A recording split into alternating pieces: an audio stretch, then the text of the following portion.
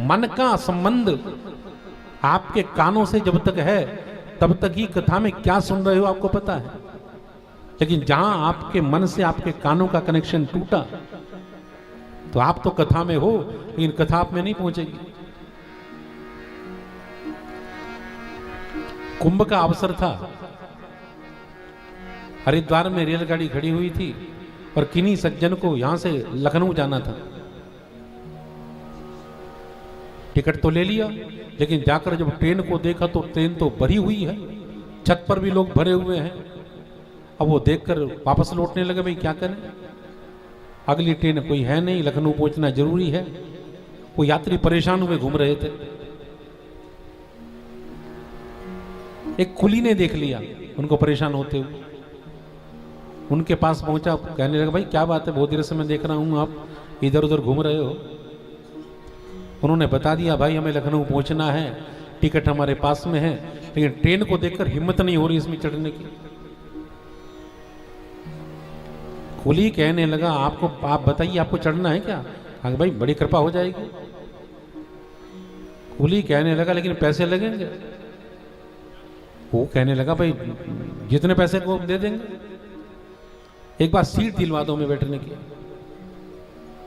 तो कुली कहने लगा महाराज एक बात बताओ, आपको बैठकर जाना है लेटकर जाना है? वो कहने लगे भाई खड़े होने की भी जिसमें जगह नहीं है, तुम लेटने की बात कर रहे हो? नहीं नहीं, अगर आपको लेट कर जाना है उसकी व्यवस्था भी मैं कर दूंगा। वो कहने लगे भाई बड़ी कृपा हो जाएगी, हम थके हुए बहुत हैं, अगर लेटने की व्यवस्था हो जाए तो इससे तो अच्छी कोई बात ही नहीं है। वो कहने लगा भाई ठीक है। उसने अपनी दक्षिणा बता दी, पैसे लिए और कहा कि चलो मेरे साथ में। वो पीछे पीछे चले और वो ट्रेन के अंदर चला कि मेरे पीछे पीछे रहो। अब ट्रेन के अंदर घुसकर उस कुली ने कहा कि ट्रेन के अंदर सांप आ गया है। अब सांप का नाम सुनकर वहां से सारे भीड़ भागने लगी, जगह होती चली गई। कुली उनको लेकर गया, एक सीट बिल्कुल खाली थी, कहा लेट जाओ इस पर।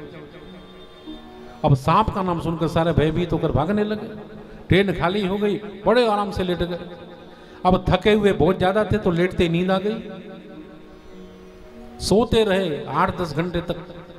उसके बाद जब आंख खुली सोचा भाई लखनऊ आना गया हो, लेकिन जब देखा तो ट्रेन तो हरिद्वार में ही खड़ी हुई है।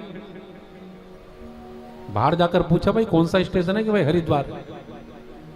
कि भाई हरिद्वार से तुम बैठे ही थे? कहा कि नहीं भाई ये जो डिब्बा है इसको हटा दिया गया, इसमें सांप आ गया था।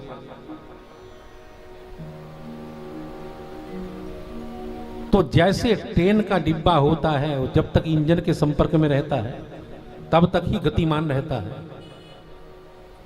वैसे ही हमारा मन भी, हमारे कान भी जब तक मन के संपर्क में है तब तक ही कथा आपके चित्त में पहुंच रही है। जैसे ही हमारे मन से हमारे इंद्रियों का संपर्क हटा, हमारी इंद्रियां काम करना बंद कर देती हैं।